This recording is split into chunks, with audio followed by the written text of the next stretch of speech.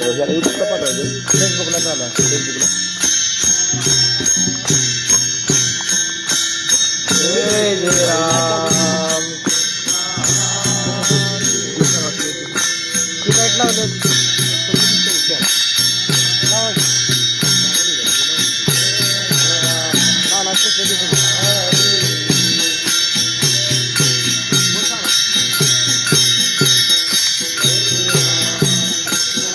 चला चला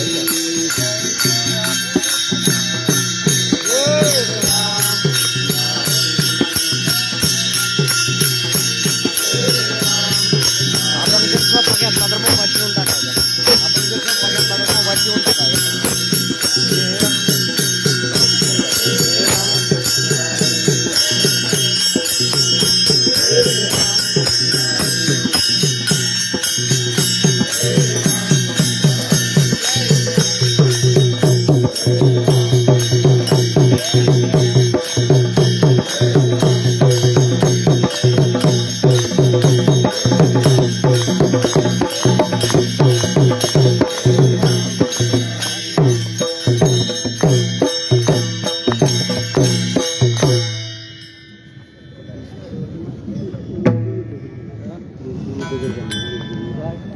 रूप पाहता लोचन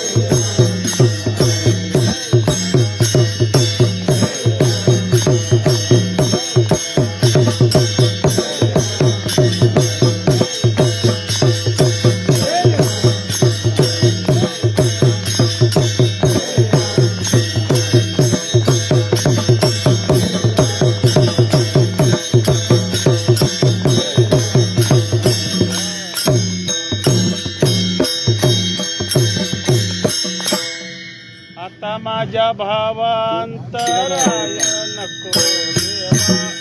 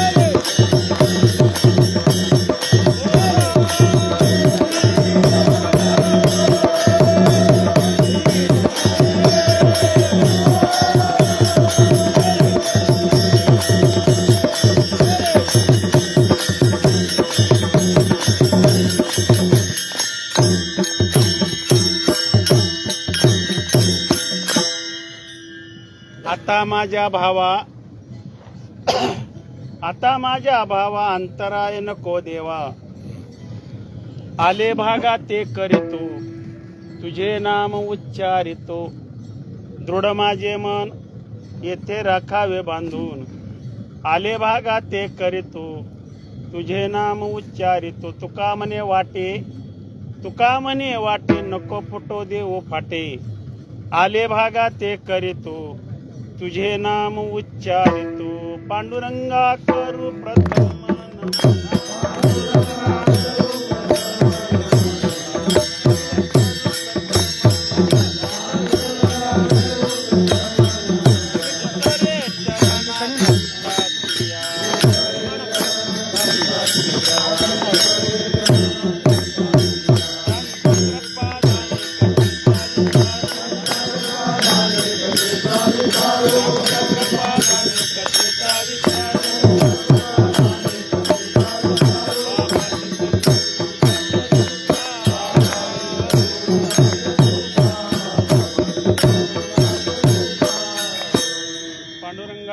दंडवत मन मन दुसरे चरणा संताची किंवा श्री संताची माता चरणावरी साष्टांग हे करी दंडवत मस्तक हे पायावरी या वारकरी संतांचे ते बंद करा सांगा मिशन चालू दे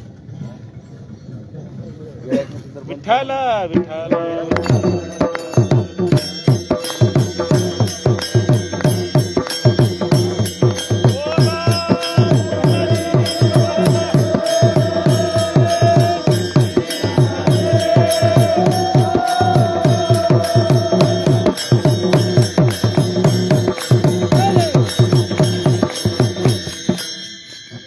आता माझ्या भावा अंतराय नको देवा आले भागा ते करीतो तुझे नाम उच्चारितो सेवेकरता घेतलेला अभंग देहूचे सुप्रसिद्ध संत सम्राट वैराग्याचे पुत्रे असणारे श्रीमंत श्री जगद्गुरु तुकोबाराय यांचा अभंग आहे. या अभंग तुकोबाराय भगवंताकडे प्रार्थना करतात आणि आपला परिहार व्यक्त करतात. विठ्ठल विठ्ठल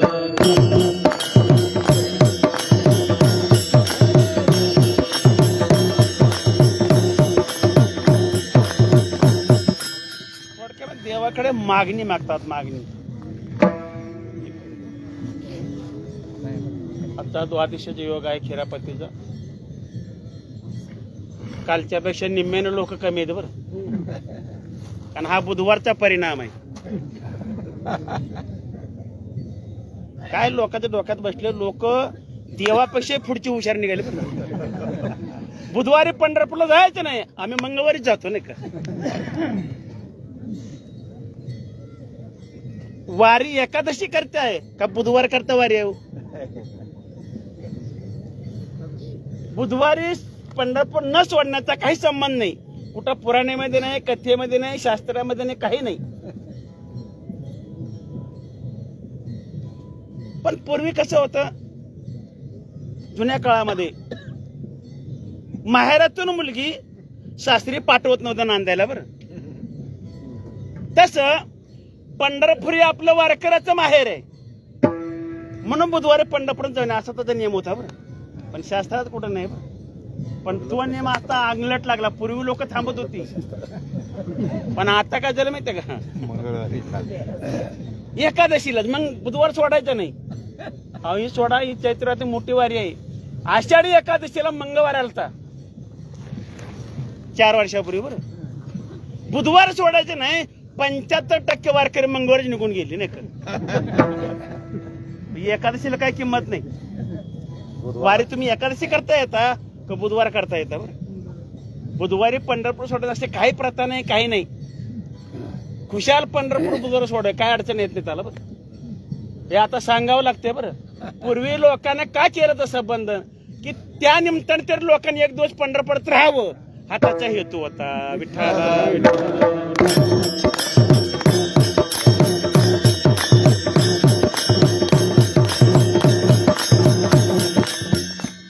परिणाम उलटा झाला ना. लोक एकादशीलाच, लोक देवाला बनवायला मागं पुढे बघत नाहीत. बुधवारी जायचं नाही, आम्ही मंगळवारीच जातो. हे आमच्या नाना एक दृष्टांत सांगायचे बरं. लोक देवाला कसं फसवतात. एकानं देवाला नवस केला, एका बाईनं, की देवा मला मुलगा होऊ दे, तुला सोन्याचं अंगडं टोपडं केलं म्हणले बरं. देव बी भाळला, बरं झालं म्हणजे सोने मिळते आपल्याला. देवाने तिला मुलगा दिला. झालं वर्ष झाल्यानंतर मग ती लोकांना सांगितलं, तू नवस केला देवाला, नवस केला तर सोनं अंगठं मग घालणार आहे की म्हणले. तिनं काय केलं, आपल्या मुलाचं नाव ठेवलं सोन्या आणि त्याचं अंगठं टोपडं घेऊन देवाकडे नवस फेडायला गेली. विठ्ठल विठ्ठल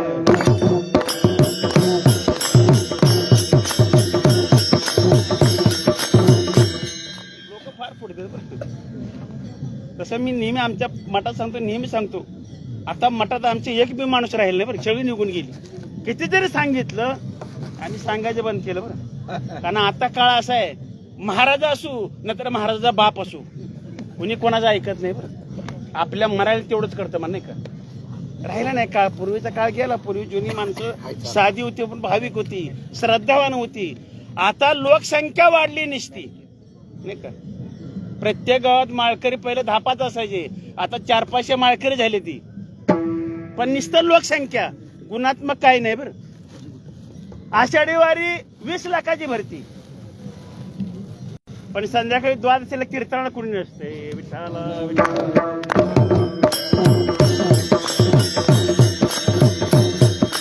नियमधर्माने नामाचे सगळं बोबा म्हणून झाले बरं. कोणी ऐकत नाही आपल्या मनात. तसं किती लोक येत होती आषाढी वारीला, काल्यापर्यंत राहत होती. 99% लोक आता काल्यापर्यंत कुणीच राहत नाही बरं. कोल्हापूर भागातले देखील बरेच लोक आहेत आषाढी वारीला, कार्तिक वारीला. द्वादशीला द्वादश सोडा देखील येत नाहीत. आमच्या म्हणतात द्वादश असते, आम्ही सांगतो लोकांना की द्वादश सोडायला तरी या. पण द्वादशीला सकाळी 9 वाजता फोन केला, कुठं आहे? मिरजेमध्ये पोहोचलो म्हणले नाही का. सकाळी द्वादशीला खिरापत कशाला म्हणतात, काय म्हणतात, याची काय किंमत लोकांना राहिली नाही ना का. कारण खिरापत घेतल्याशिवाय पंढरपूर सोडायचं नसतं. विठ्ठला विठ्ठला.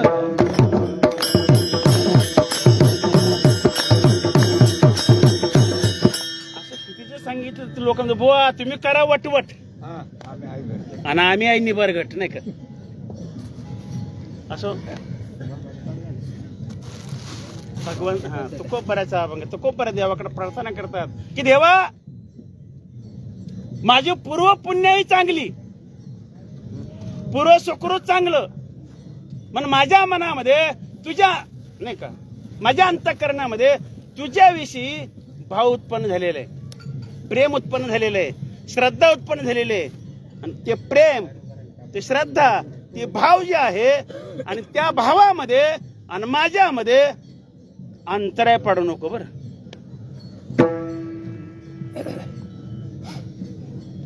आता माझ्या भावा अंतराय नको देवा. मुळात तर भगवंताविषयी प्रेम उत्पन्न होणं, आवड उत्पन्न होणं कठीण आहे. पण माझी पूर्व पुण्यही चांगली, म्हणून माझ्या अंतःकरणात तुझ्याविषयी प्रेम उत्पन्न झाले. भवता सुकृताची जोडी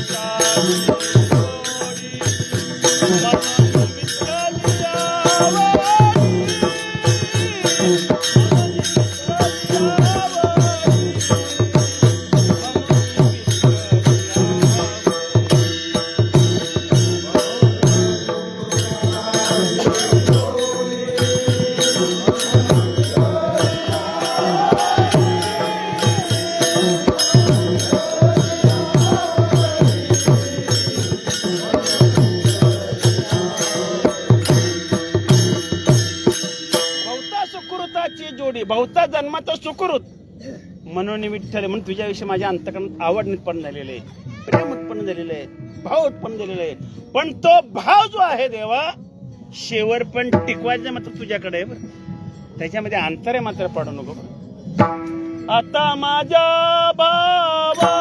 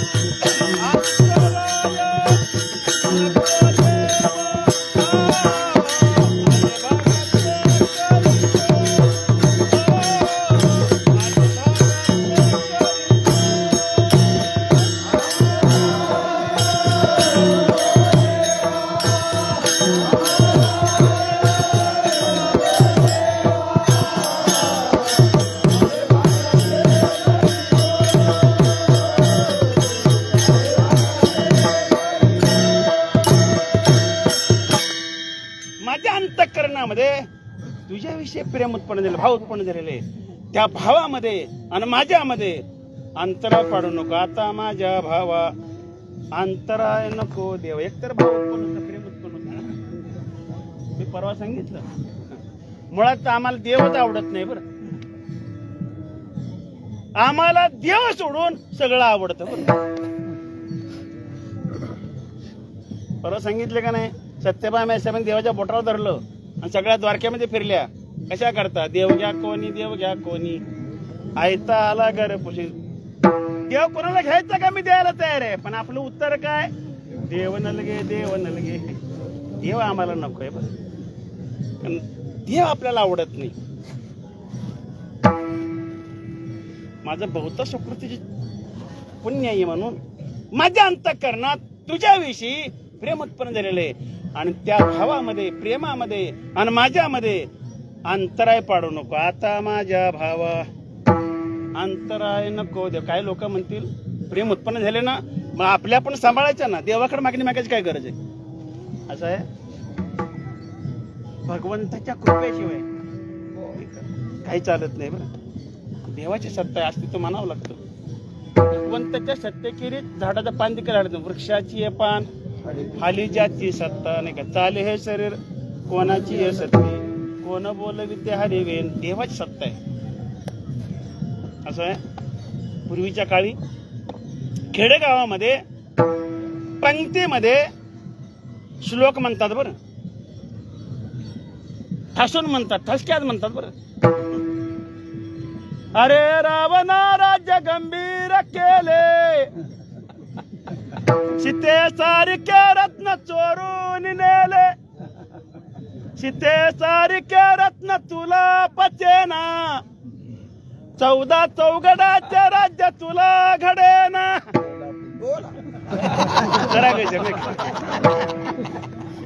ऐकायला गोड लागतं, ठसक्यात म्हणतात. तसं देवाच्या अस्तित्वाचे काही सुंदर श्लोक पूर्वी म्हणत होते बरं. हाताने बहुसाळ काम करतो, विश्रांती घ्यावया, घेतो झोप सुखे, फिरणी उठतो, ही ईश्वराची दया नाही का. देवाची कृपा आहे. डोळ्यानं बघतोय, कानानं ऐकतोय, पायानं चालतोय, हातानं बहुसाळ काम करतोय, जीवना रस जागतोय. कोणाची दया आहे, कोणाची कृपा आहे? आणि भगवंताने जर कृपा काढली बाजूला तर नाही का, थोडं वेगळं म्हणायचं नाही का. मग काय म्हणलं मी, हाताने बहुसाळ काम करतो, विश्रांती घ्यावया. एवढं करून संध्याकाळी आपण सुखात झोपतो, घेतो झोप सुखे, फिरोनी उठतो, ही ईश्वराची दया. आणि तुझ्या देवाने कृपा काढली, घेतो झोप सुखे, फिरोनी न उठतो, निदान चौघांची तरी दया. देवाने जर कृपा काढली, सकाळपरी माणसाचा मोल लागतात बरं. भगवंताची सत्ता आहे, भगवंताचं अस्तित्व मानलंच पाहिजे. विठ्ठल विठ्ठल.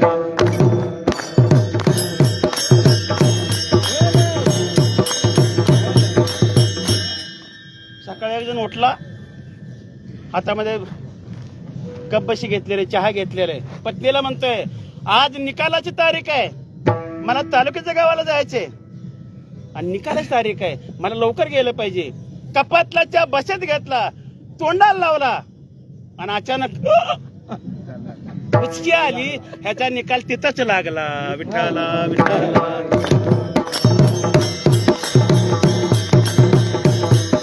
कोर्टात निकाल लागायचा, वरच्या कोर्टाने इथंच निकाल लागला बरं. ग्रासा गिळी सत्ता नाही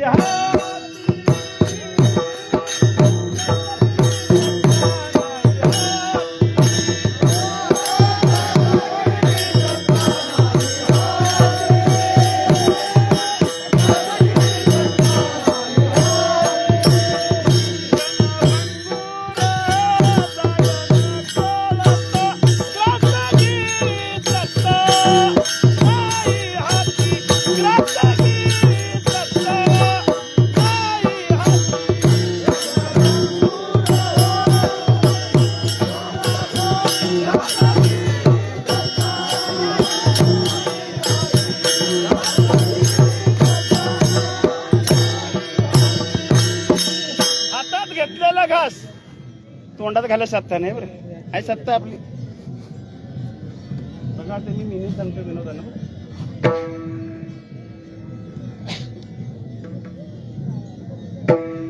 संसारातल्या सगळ्या वस्तू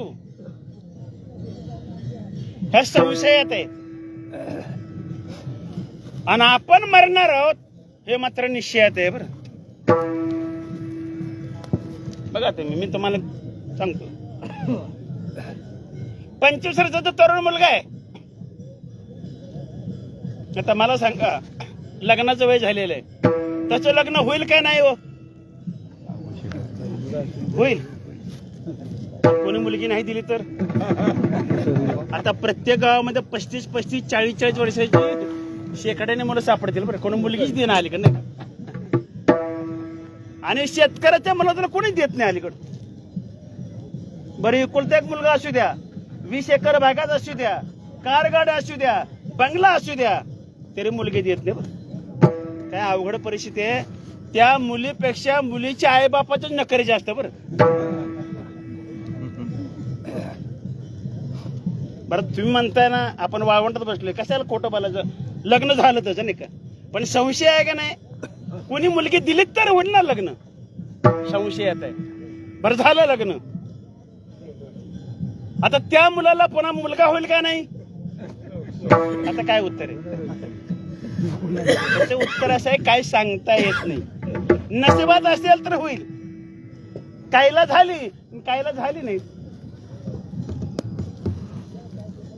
तरी पण चला मुलगा झाला. पुन्हा प्रश्न असा आहे, तो मुलगा शाळा शिकेल का नाही? याचे उत्तर असं आहे, काय सांगता येत नाही. बरं, शिकला शाळा, त्याला नोकरी लागेल का नाही? पुन्हा संशय, काय सांगता येत नाही. नोकरी लागली, तो कायम होईल का नाही? कारण कधी कंपनीला कुलूप लागेल का सांगता येतं का? सगळं संशयात आहे. शेतकरी आहे, ह्या वर्षी भरपूर पाऊस पडेल का नाही? उत्तर काय सांगता येत नाही. पाऊस पडला, पीक हाती लागेल का नाही? काय सांगता येत नाही. पीक हाती लागल आणि त्याला दर येईल का नाही? काय सांगता येते का? आता मला सगळ्यांनी सांगा बरं, तुम्ही आम्ही मरणार आहोत का नाहीत? नाही म्हणा की काय सांगता येत नाही. विठ्ठला विठ्ठला.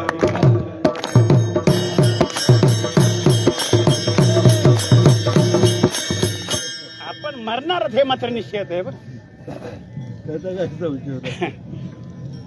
आणि देवाची कृपा आहे, देवा सत्ता आहे, म्हणून देवाकडे मागणी मागावं लागतं. संत महात्मे नियम करतात, पण चालवायची जबाबदारी देवाकडे ढकलतात. आमच्या नामदेव महाराजांनी नियम केला, देह जावा त्वारा हो, पांडुरंगी दृढ भाव, चरण न सोडी सर्वथा, आन तुझी पंढरीनाचा. आता शेवट काय बघा, नामा मन केची राजा, नामा मन केची राजा,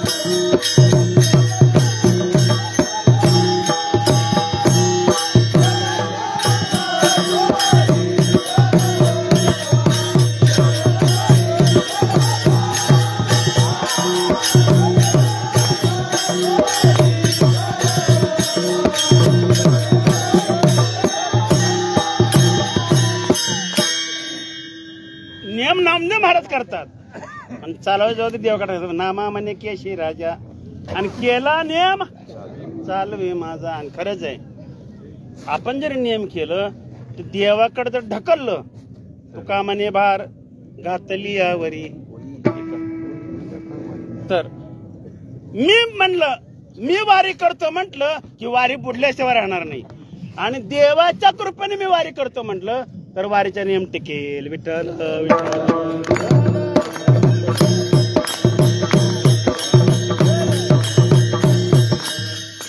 आपण नियम जरी केलं तर चालायचं देवाकडे बरं. म्हणून महाराज म्हणतात, देवा एक तर तुझ्याविषयी अंतःकरणात प्रेम उत्पन्न होतच नाही, पण माझं पूर्वसंचित दांडगं चांगलं माझ्या अंतःकरणात तुझ्याविषयी प्रेम उत्पन्न झालेलं आहे, आणि तो भाव जो आहे तो मात्र शेवटपर्यंत टिकव बरं. त्याच्यामध्ये अंतर आहे पडू नको. उपजला भाव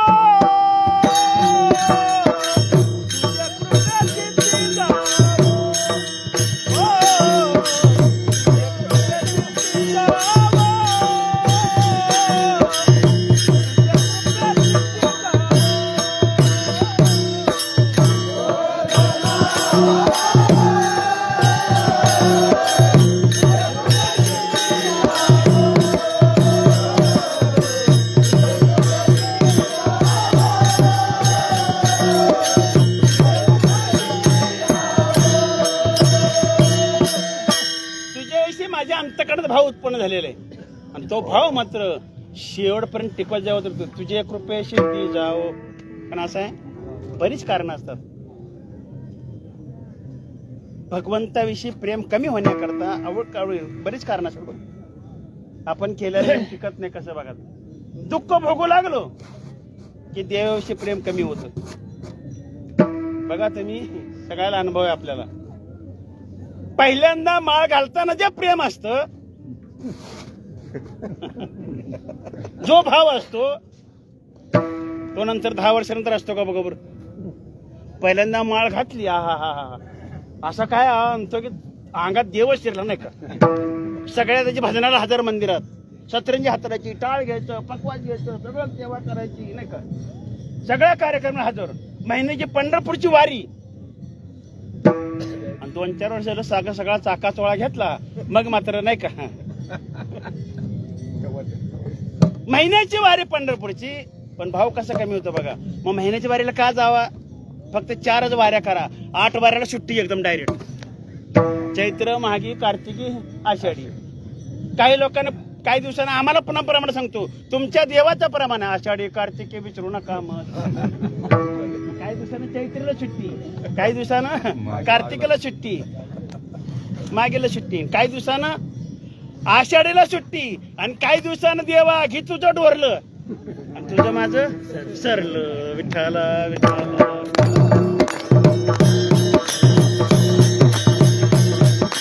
आमचा भाव जो आहे शेवटपर्यंत टिकत नाही. दुःख भोगू लागलो की देवाविषयी प्रेम कमी होतं. तसे देवा भाव उत्पन्न झाले ना, आणि ते प्रेम जे आहे त्याच्यामध्ये आणि माझ्यामध्ये अंतर पडू नका. आता माझ्या भावा अंतराय नको देवा. असं आहे, अंतराय पडण्याकरता बरीच कारणं असतात. वाईट अन्न खाल्लं, अपवित्र अन्न खाल्लं, दूषित अन्न खाल्लं तरी बुद्धी भ्रष्ट होते बरं, अंतराय पडतो. म्हणून पवित्र आणि शुद्ध अन्न खावं. आपण हॉटेलमध्ये जेवतो, हॉटेलमध्ये. आता मला सांगा, हॉटेलमधलं अन्न पवित्र आणि शुद्ध असतं का? आपण हॉटेलच्या समोरमध्ये आतमध्ये जातो, तुम्ही हॉटेलच्या पाठीमागे जायच्या बटारा खाण्यामध्ये बरं, आणि तिथली अवस्था बघायची काय असते नाही का. तिथली जर परिस्थिती बघितली, तुम्ही जेवणच करणार नाही, इतकी घाण असते. मुळात तो आचारी जो आहे 18 दिवस आंघोळ करत नाही बरं.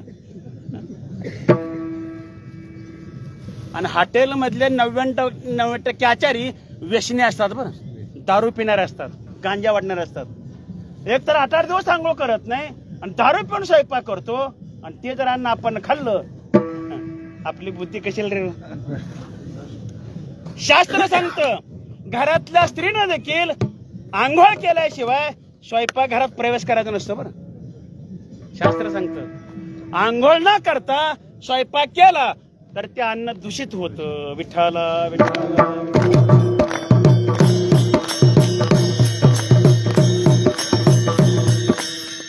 हटलं तर आचार्य जर 8 दिवस आंघोळ करत नसेल, दारू पिऊन स्वयंपाक करत असेल, मग ते अन्न जर आपण खाल्लं आपली बुद्धी स्थिर राहील का?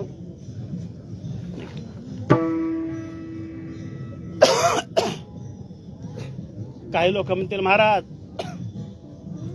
आम्ही हटलातलं खात नाही, मग ढाब्यावरचं खातो बरं. आता ढाबा ही त्याच्यावरची पायरी झाली. ढाबा कशाला म्हणतात?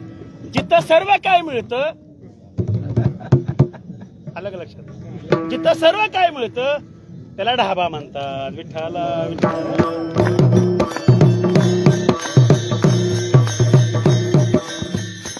जर अपवित्र अन्न खाल्लं तरी बुद्धीमध्ये फरक पडतो. तसं महाराज म्हणतात देवा दूषित अन्न खाल्ल्याचा प्रसंग आला, अपवित्र अन्न खाण्याचा प्रसंग आला तरी आता माझ्या भावा अंतराय नको देवा. तुम्हाला पूर्ण उदाहरण सांगतो पटेल बरं. पितामह भीष्माचार्य, गुरु द्रोणाचार्य, कृपाचार्य, काय त्यांची ताकद होती. एकेकाच्यानी मनोव्यापारे, एकेकाच्या मनाला आलं सगळा सृष्टी संवाद त्यांची ताकद होती. एवढा पुण्यवान असणारे भीष्माचार्य, द्रोणाचार्य, कृपाचार्य, पण दुष्ट दुर्योधनाचं अन्न खाल्ल्यामुळं त्यांची बुद्धी भ्रष्ट झाली का नाही? भर सभेमध्ये द्रौपदी वस्त्रण चालू असताना तिघांनी खाली मान्या घातल्या. द्रौपदी मध्ये तुम्हाला काय कळतं?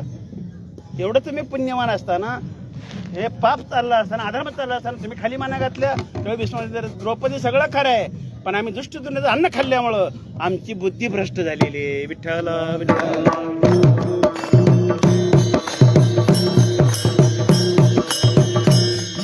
दुसरं उदाहरण आहे दुर्वास मुनीचं. किती पुण्यवान आहे दुर्वास मुनी नाही का? केवढी तपश्चर्या, केवढं सामर्थ्य. दुर्वास मुनी दुर्योधनाकडे आलेले आणि चातुर्मास चालू होणार होता. शकुनी मामानं सांगितलं दुर्योधना दुर्वासाला आमंत्रण दे. कशाचं? 4 महिने थांबण्याचं बरं, चातुर्मास. आणि त्यांची अशी काय सेवा करायची, अशी काय सेवा करायची की 4 महिने झाल्यानंतर दुर्वास मुनी प्रसन्न होतील आणि काय मागायचे ते माग म्हणतील. त्या टायमाला मला विचार काय मागायचे मी सांगतो बरं. आता शकुनी मामा होता. शकुनी मामा म्हणजे नाव शकुनी पण पक्का अपशकुनी बरं. आणि दुसरी गोष्ट, मामा हे पात्र जे आहे पुराणामध्ये थोडं बदनामच आहे बरं. बघा तुम्ही, कंस मामा, मारीच शकुनी, तुम्ही आम्ही देखील कोणाचा मामा आहोत बरं.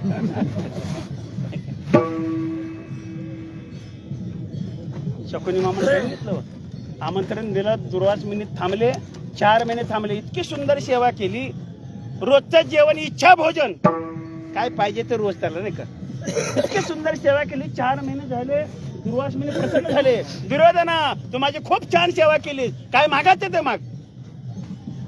शकुनी मामा डोळा मारला, बोलून घेतलं आणि काय मागणी मागायला सांगितलं.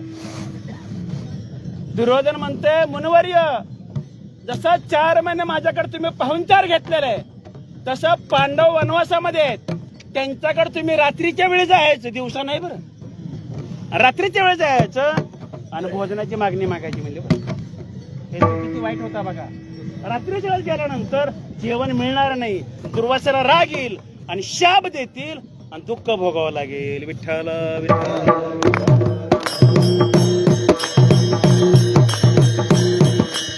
दिवसा का नाही जायचं?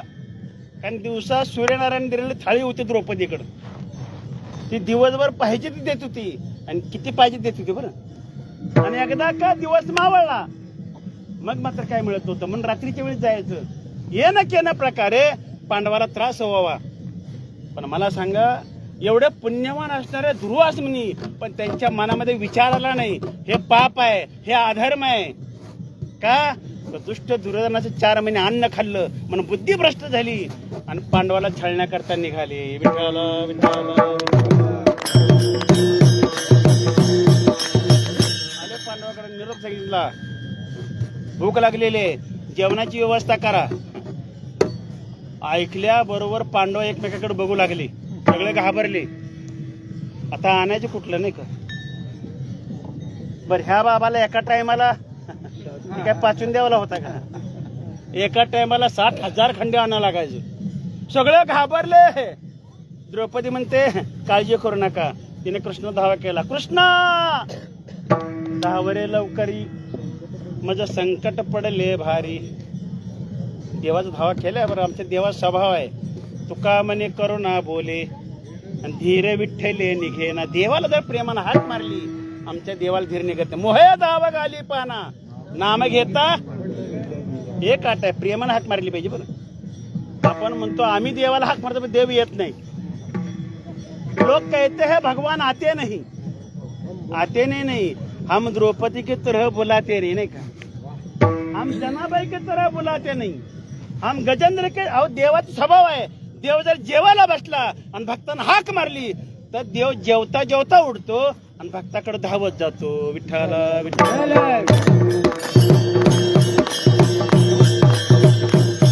दास्य करी दासाचे, उन्हेनं सहायतायाचे, वाडीले ठाईचे, बाणी टाकून या धावे.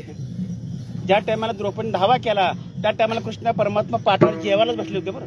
हातात घात घेतला, तोंडात घालणार, एवढा द्रौपदी धावा ऐकू आल्याबरोबर तसाच घात माघारी टाकला. द्रौपदीकडे धावत आले आणि द्रौपदीकडे आल्यानंतर कृष्ण म्हणतो, द्रौपदी तू मला कशाला बोलवलंय, हे तुझं काम मला परत सांग म्हणली. एक तर मी जेवायला बसले होतो, मला भूक लागलेली आहे, पहिलं मला जेवायला वाढ. द्रौपदी म्हणते एकादशीच्या घरी शिवरात्र आली म्हणली बरं नाही. अरे ज्याच्या करता मी तुला बोलवते आणि तेच तुम्हाला देव म्हणजे मला बाकीचं माहित नाही. माझा नियम तुला माहिती आहे का नाही. मी आधी घेतो मग देतो, घेशील तेव्हा देशी. सुदाम देवाला सोन्याची नगरी दिली पण मुठभर पोहे. माझा नियम आहे, घेतल्याशिवाय काय देत नाही. मला काहीतरी दे. आता देवा आता काय माझ्याकडे. तिने सांगितलं बघ म्हणले ताट आण म्हणले, काहीतरी आड चिटकलेलं असेल भाजीपान वगैरे. ते ताट आणलं, थाट भाजीपान चिटकलेलं होतं एक नाही. देवाने ते पान भक्षण केलं, पाणी प्याले आणि देवाने ढेकर दिल्याबरोबर तिकडं आपोआप त्या दुर्वासाला ढेकर आली बरं. आणि दुर्वास घाबरले, आपला ढेकर इथं झाली. आपण ते जेवण बनवलं सांगितलं, जायचं कसं. दुर्वास म्हणजे तिकडे गेलेच नाही, परत तिकडे पळ काढला बरं. मला सांगायचं काय, एवढ्या पुण्यवान असणारा दुर्वास म्हणी, पण त्यांची बुद्धी भ्रष्ट का झाली तर दुष्ट दुर्योधनाचं अन्न खाल्लं म्हणून नाही का. आता आम्ही कुठं कोणाकोणाचं अन्न खातो, आमचं कसं होईल हे आपल्या आपण ठरवा. विठ्ठल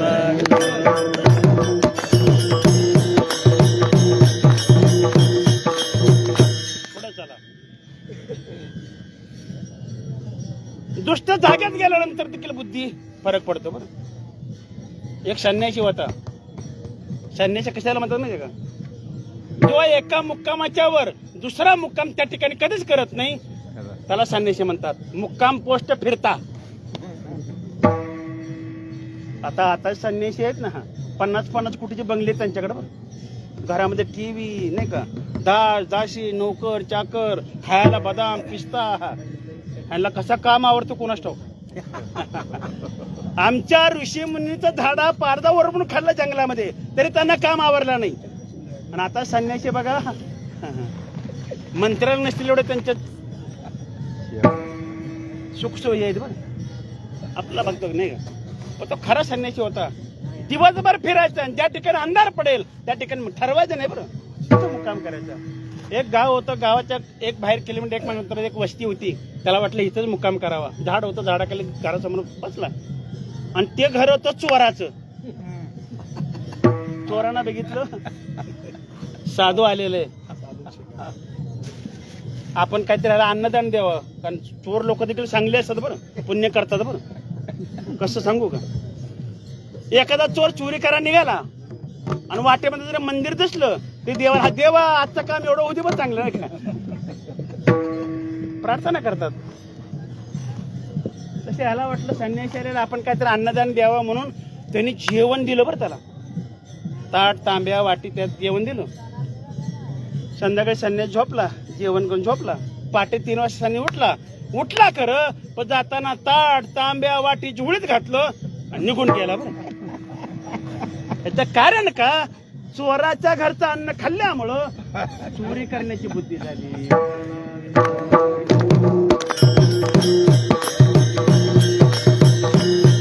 देवा, चोराच्या घरचं अन्न खाण्याचा संबंध जरी आला तरी आता माझ्या भावा अंतराय नको देवा. पुढे चला. वाईट जागेत गेल्यानंतर बुद्धिभ्रष्ट होते. रामाचं, लक्ष्मणाचं आणि सीतामाताचं उदाहरण आहे. तिघं वनवासात चालले असताना एक अशी जागा होती 1 किलोमीटर अंतरावरती, बरं 10 मिनिटाची. त्या जागेत गेल्यानंतर तिघाच्याही मनामध्ये पाप उत्पन्न झालं. बरं सीतेच्या मनामध्ये लक्ष्मणाविषयी पाप उत्पन्न झालं, लक्ष्मणाच्या मनामध्ये सीतेविषयी पाप उत्पन्न झालं, आणि रामाच्या मनामध्ये लक्ष्मण सीतेविषयी पाप उत्पन्न झालं त्या जागेत गेल्यानंतर. आणि ती जागा निघून गेली आणि पुढे जाऊन बसली एका ठिकाणी. लक्ष्मण, दादा काही वेळापूर्वी माझ्या मनामध्ये तुमच्या दोघांविषयी वाईट वर्णन उत्पन्न झाली. बरं सीता माता म्हणतात, प्रभू खरं सांगू, माझ्याही मनामध्ये तुमच्या दोघांविषयी पाप उत्पन्न झालं. राम म्हणतात, खरं सांगू का, माझ्याही मनामध्ये आणि तुमच्याविषयी द्वेष उत्पन्न झाला. बरं पाप उत्पन्न. देवा असं का? त्यावेळी देवानं उत्तर दिलं, दोष आपल्या तिघाचा नाही, दोष त्या जागेचा आहे म्हणले. बरं का, तर त्या जागेमध्ये हजारो राक्षस मरून पडले होते. बरं आता राक्षस हे वाईट वृत्तीचे नाही का, आणि त्या जागेमध्ये वरून पडल्यामध्ये त्या जागेमध्ये गुण उतरला. मग त्या जागेत गेल्यानंतर तिघेच्याही बुद्धीमध्ये फरक पडला. विठ्ठला विठ्ठला.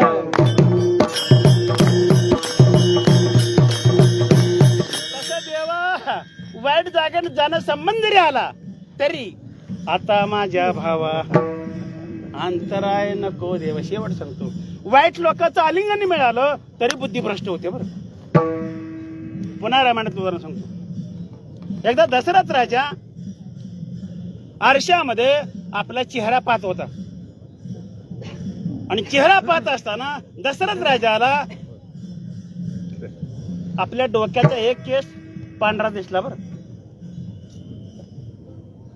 बघा, मी परवा सांगितलं पूर्वीचे लोक कसे होते बघा, एक केस पांढरा झाला की राज्य कारभार मुलाकडे सोपायचे. बरं किल्ल्या मुलाकडे सोपायचे.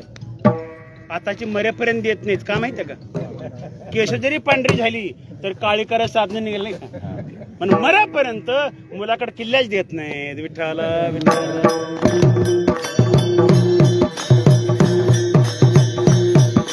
दशरथाने विचार केला, आपण आता म्हातार झालेलो आहोत, ज्येष्ठ असणारा, अधिकारी असणारा, ज्ञानी असणारा रामाला राज्याभिषेक करायचा. सगळ्या अयोध्येमध्ये वार्ता पसरली आणि सगळ्याला आनंद झाला. बरं का, राम निस्ता ज्येष्ठ नाही, ज्ञानी आहे, अधिकारी आहे. निस्ता ज्येष्ठाचा उपयोग नाही. बघा पूर्वी काय काय काळामध्ये ज्येष्ठ जरी असला आणि तो जर व्यसनी असेल नाही का, बाहेर खाली असेल, त्याला राजा करत नव्हते. बरं त्याच्यापेक्षा धाकट्या मुलाला बसवत होते. तसा निस्ता ज्येष्ठ नव्हता, अधिकारी होता, ज्ञानी होता. आणि सगळ्या अयोध्यामध्ये आनंद आनंद की राम राजा होतोय. आणि एक सांगू का, सगळ्यात जास्त आनंद आमच्या कैकेयीला झाला. बरं आपण रामान चुकीचे ग्रहण केलेले, कैकेयीला आपण विलन ठरवलं, खलनायक. कैकेयी सारखी पराक्रमी दुसरी नव्हती. बरं पती बरोबर युद्धाला जाणारी एकमेव स्त्री म्हणजे कैकेयी होती. बरं एकदा तर कैकेयीनं दशरथाचा विजय मिळवून दिला. रथाचं चाक निघून पडल्यानंतर त्या आखेमध्ये, त्या कण्यामध्ये हात घातला, आणि जोपर्यंत युद्ध संपत नाही तोपर्यंत कैकेयीने हात काढला नाही, आणि त्या युद्धामध्ये दशरथाचा विजय झाला. त्याला वाईट म्हणायचं का? बरं तिचेही रामावर खूप प्रेम होतं. आमच्या प्रभू रामचंद्र कौशल्याच्या महलाऐवजी जास्त वेळ कैकेयीच्या महलामध्ये असायचे. बरं स्वतः कैकेयीने पेढे घेतले हातामध्ये आणि सगळ्या अयोध्येमध्ये वाटले, घ्या पेढे. कशाचे? माझा राम राजा होतोय. कैकेयीने पेढे वाटले.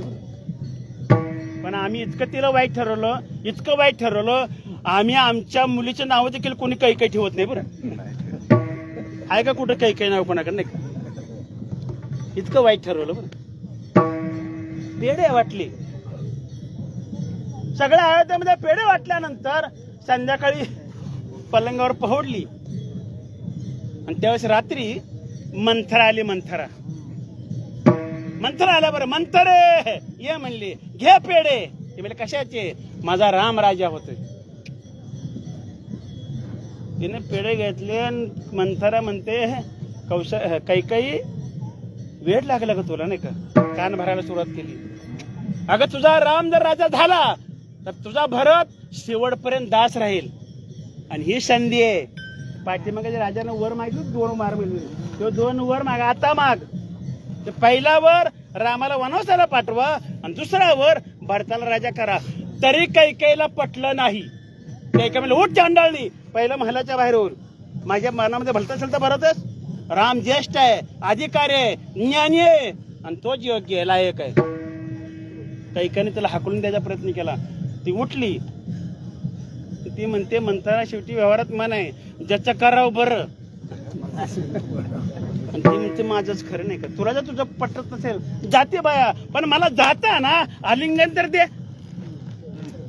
आलिंगन दे म्हटल्यानंतर त्यावेळेस कैकेयीनं मंथराला आलिंगन दिलं. आलिंगन दिल्याबरोबर हे हृदयचे ते हृदय ट्रान्सफर झालं. बरं जोपर्यंत आलिंगन नव्हतं तोपर्यंत ती चांगली होती. आलिंगन दिल्यानंतर मंथरा निघून गेली आणि एकटीच पडल्यानंतर कैकेयी म्हणते, मंथरा म्हणते तेच बरोबर आहे. मंथराचं काय चुकलं? मंथरा म्हणते तेच बरोबर आहे. आणि सकाळी उठल्यानंतर तिथून पुढं रामायण घडलं. विठ्ठल विठ्ठल.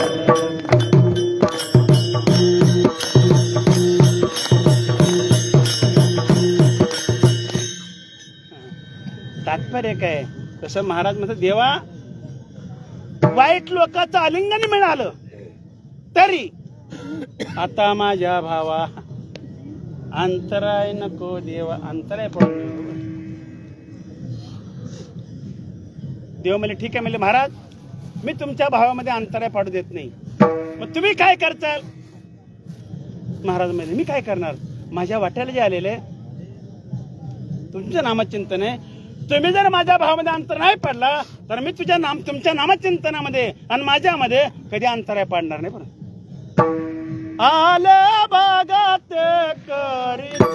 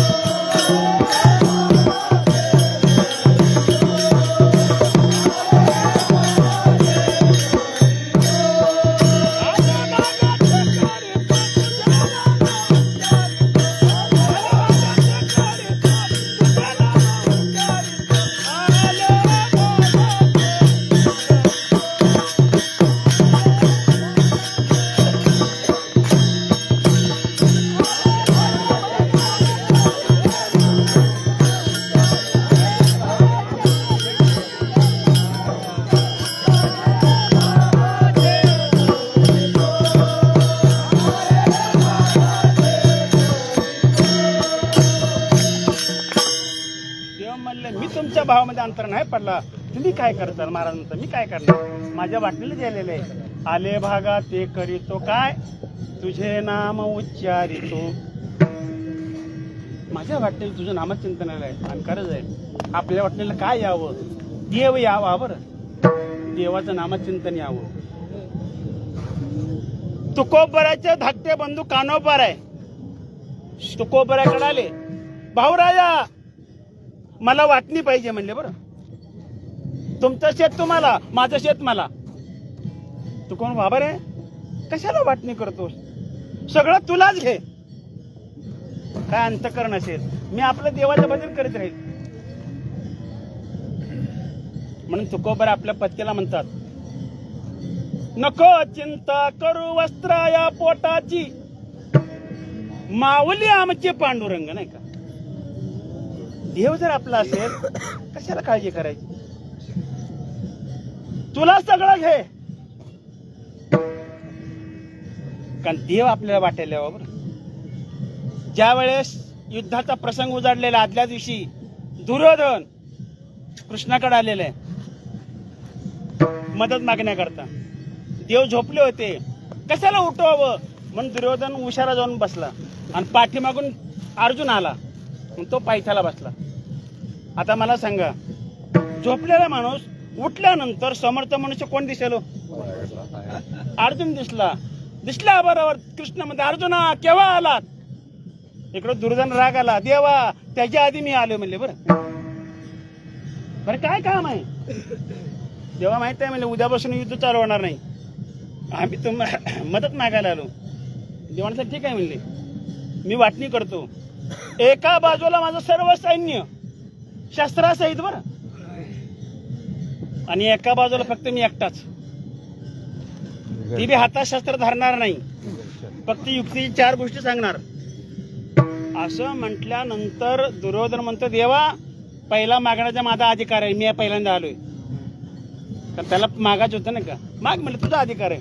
काय नाही म्हणलं, त्यांनी विचार केला देवाला घेऊन काय करायची, खायला कारण धर्मीला बार नाही का, एक तर युद्ध करणार नाही आणि 4 गोष्टी सांगते का, गोष्ट ऐकायला जायचं तर देवा मला तुझं सर्व सैन्य शस्त्र सहित दे. दिलं. दुर्योधन आनंदाने निघून गेला. अर्जुनानं देव म्हणतो, अर्जुन म्हणतो, अर्जुना तुझ्या वाटेला मीच आलो म्हणले. बरं अर्जुन, देवा मला फक्त तूच पाहिजे. बरं सर्व संगी विटा आला आणि तू एकला आवडायची. तो माझा भावा,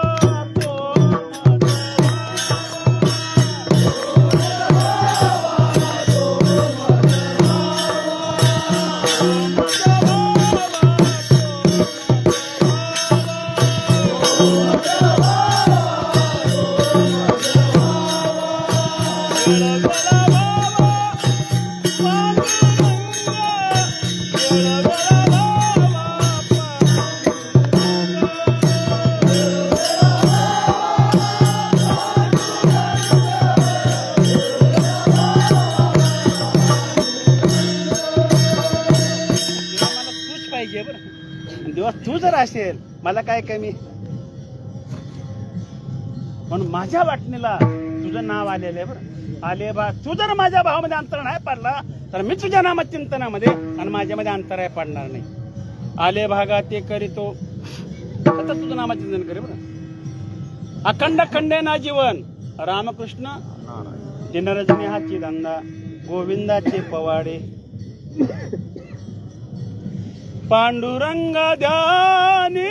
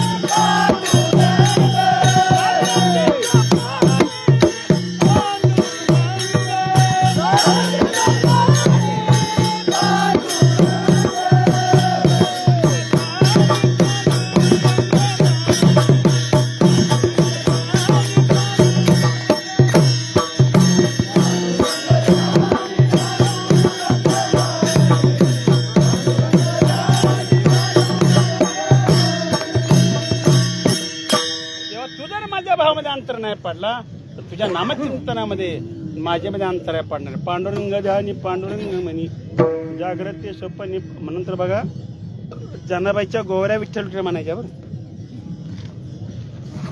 तुकोबरा ज्या वाटण निघाले भजना करता आणि ज्या मातीला तुकोबराच्या पाय लागलेले आहेत ती माती विठ्ठल विठ्ठल म्हणायची बरं. चोकोबराची मेलेली हाडं विठ्ठल विठ्ठल म्हणायची. चोकोबराची हाडं म्हणत होती, तुमची आमची थोबाडा म्हणत नाही. विठ्ठल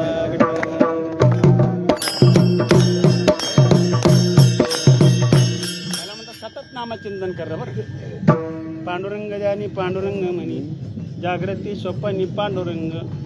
तू जर माझ्या भावामध्ये अंतर नाही पडला तर मी तुझ्या नामचिंतनामध्ये अंतर नाही पडणार. आले भागात ते करीतो तुझे नाम उच्चारितो. बोला.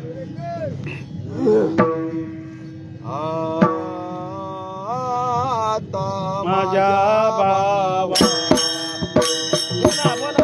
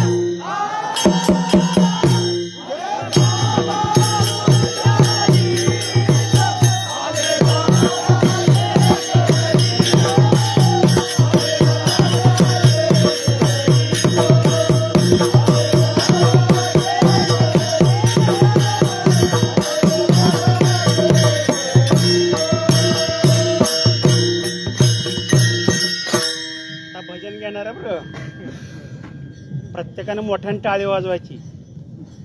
आणि देवाचं भजन आहे. त्या भजनामध्ये देवाच्या नामामध्ये काय ताकद आहे बघा. आम्ही सांगतो नेहमी उदाहरण बघा.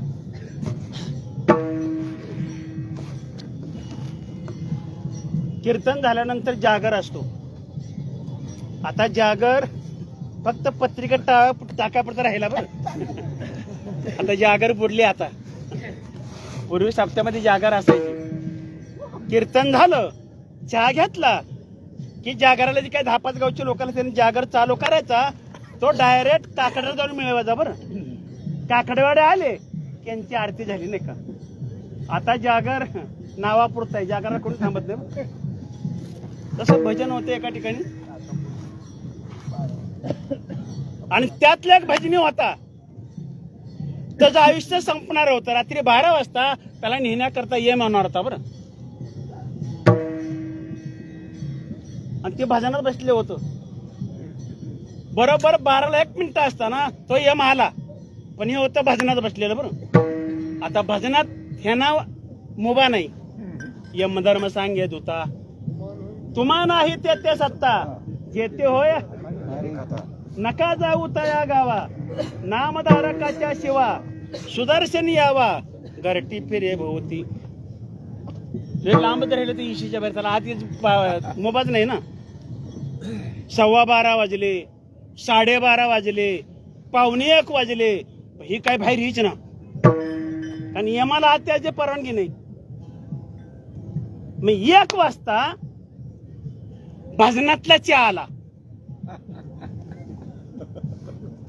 भजनातला चहा म्हणजे माहितीये का तुम्हाला? भजनातला चहा कसा असतो बघा. एखाद्यानं अभंग म्हटला, त्याची पहिली 2 चरण झाली आणि 2 शिल्लक राहिली. चहा आला, टाळ काढायचा, चहा प्यायचा, राहिलेली पुन्हा म्हणायची बरं. त्याला भजनाचा चहा म्हणतात बरं. मेहरबान अजून कीर्तनाचा चहा निघाला नाही बरं. ठोबार भजन झालं, थांबा चहा प्या, पुन्हा म्हणा, पुन्हा भजनात नाही का. तसा भजनातला चहा आला.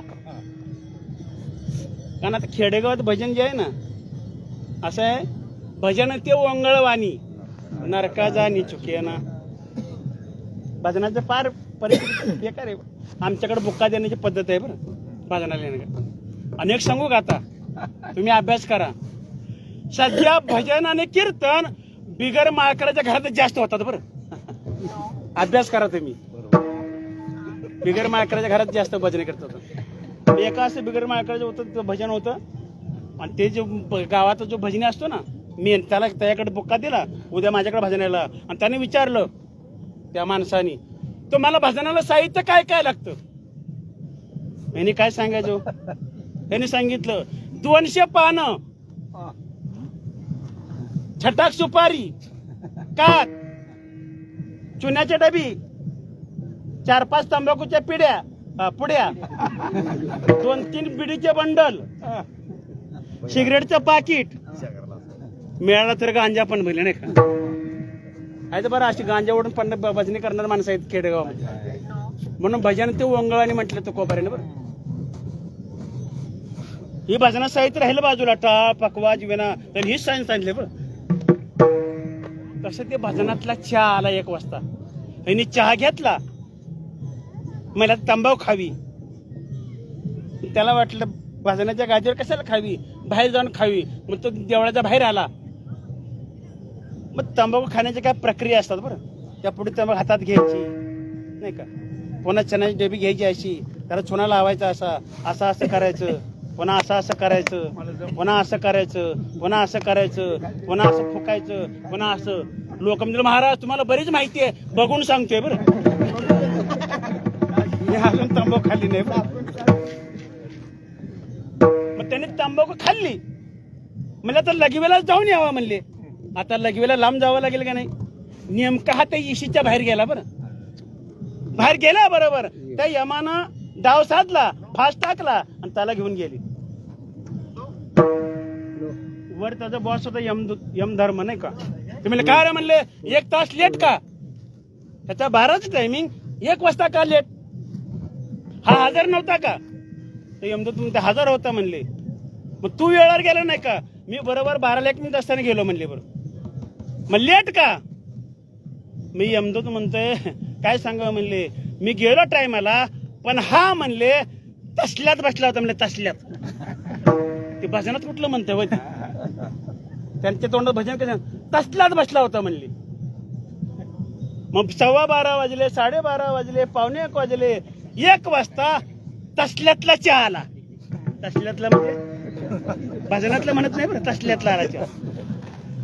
मग त्यांनी चहा घेतला, तंबाखू बाहेर आला, लगीव करता बाहेर आला, ह्या पट्ट्यानं संधी साधली, ह्याला घेऊन आलो.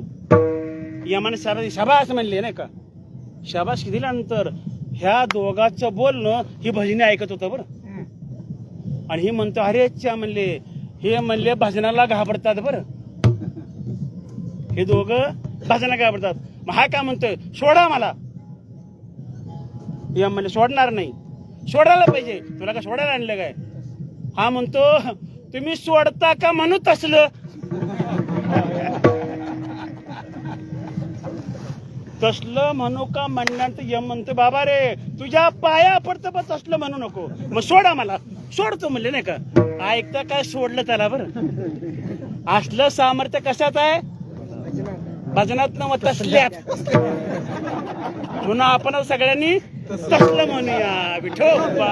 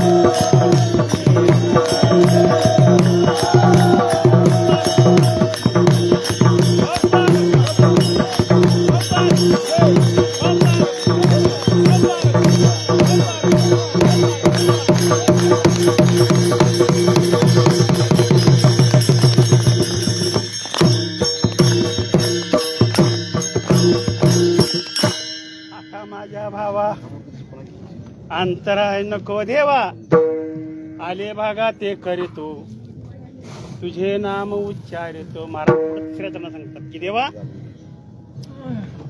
बुद्धीनं किती जरी निश्चय केला पण मन मात्र फार दुस्तर आहे बरं. हे मन मात्र असं आहे अतिशय दुस्तर आहे.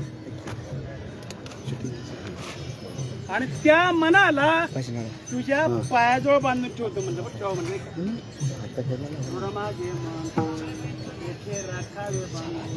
आता आहे मन स्थिर होण्याचं एकमेव ठिकाण म्हणजे भगवंताचं चरण आहे बरं. एकदा का भगवंताच्या चरणाजवळ मन गेलं त्याला धावायला जागा शिल्लक नाही बरं. आता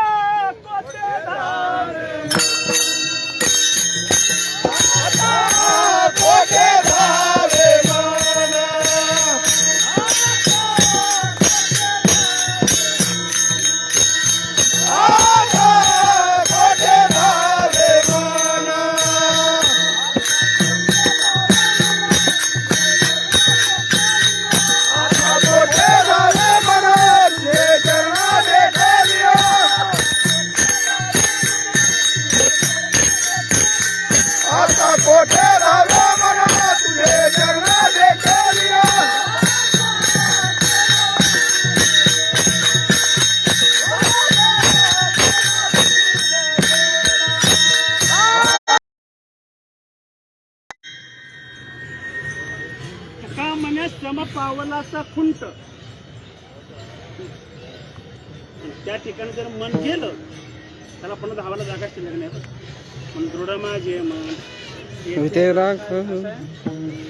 बुद्धीने किती जरी निश्चय केला पण मन मात्र अतिशय चंचल. मोठमोठ्याला त्रास दिला, आमच्या अर्जुनाला त्रास दिला.